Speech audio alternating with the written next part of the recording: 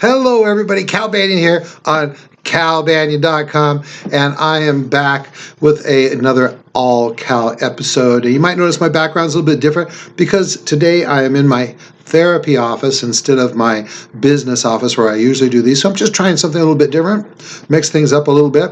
And this I'm starting a series of videos right now that I would call the heart-to-heart series. It's like if I could have a heart-to-heart talk with someone who is just coming into the profession or new in the profession, and I could just talk to them. And I think maybe some of you hypnotists who have been around for a while are going to get something out of this too.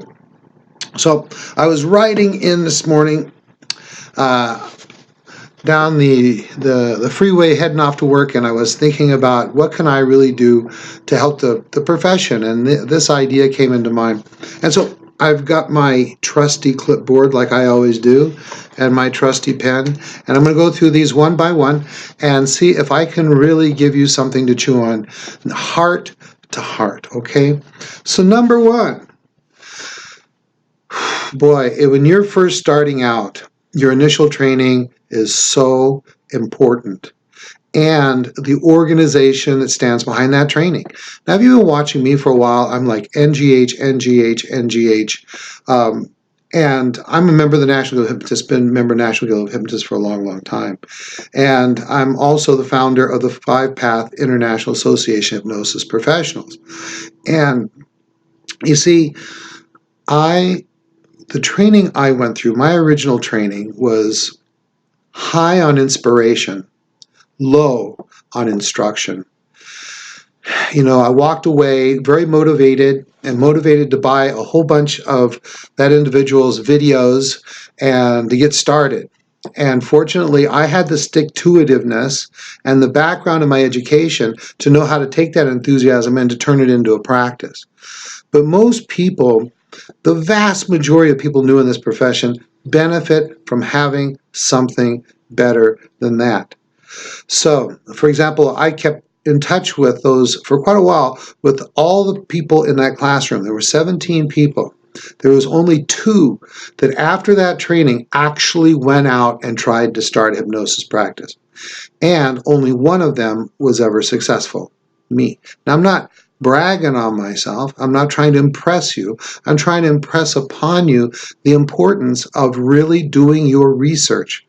Some things you want to know is that trainer a trainer that is just someone everybody loves because he tells great stories and he gets laughs? Or is he somebody that's going to take you step by step of what you need to do to get started in this practice and then provide you the support and background and community, and we'll talk more about that later, that allows you to grow and truly have a full-time professional income in the profession? So my training was inspirational, what I went through, but not really practical.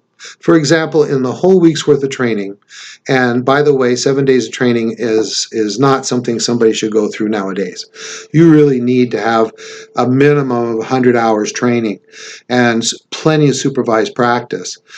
And what I was getting to on that was, this is a heart-to-heart thing. This is to tell you the truth from my heart to your heart.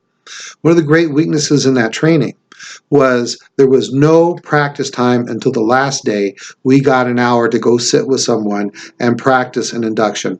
Unsupervised, we didn't know if we were doing it right, wrong. The instructor didn't know if we were doing it at all. And so it was really sad. So one of the things I just want to get to you, heart to heart, is do your research. It's not always the best person who does the most and best advertising. Ask around.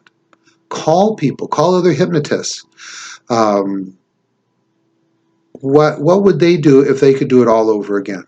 And so what I do is every training that I put together, every training program, either be it actually a recorded program or a live program, I ask myself, what do I wish I would have known then? Okay. What do I know now that I wish I would have known then? And that's what it's all about. So I want you to do that research. I really want you to go out there and do these kinds of research. Ask around. Ask them, how many people out of your class actually went into practice? Ask that question. It's it's one of the most important questions. I mean, if nobody's going into practice and having a successful income, a successful practice, then, there's probably something wrong with the training. There's probably inadequate support after the training. Okay, well, there's my heart to heart. This is the first video in this series. I'm probably going to have 4 or 5, maybe 6 of these videos. And just leave your comments below. Some of you, I'm not bad-mouthing any training that exists now specifically. My goal is to get the profession to rise as a whole. If you're a trainer out there and you feel like I'm picking on you, well, I'm just saying from my heart what I believe. Take your heart, look at your training.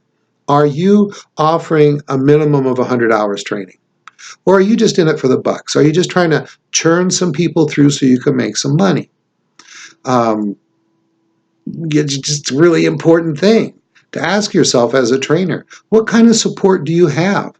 Do you have a community set up for people? Do you have additional training programs that they can go through that are consistent with what you've been training? Or do they have to go off and now go learn something else and something else and something else? Causing your students and your graduates to become a jack of all trades and master of none. All right, that's it. I hope you folks, got something out of this. I wasn't a lot of flash bang or funny or goofing around. This is just going to be a heart-to-heart series. I hope that it helps you to make a good decision as you move forward. If you had inadequate training, start asking around. Obviously, I believe the 5-path training is the greatest in the world. I know that its community is also the greatest in the world, but that's not what this video is about. I'm trying to get everybody to do a little bit better job. All right, that's it. Cal Banyan signing off.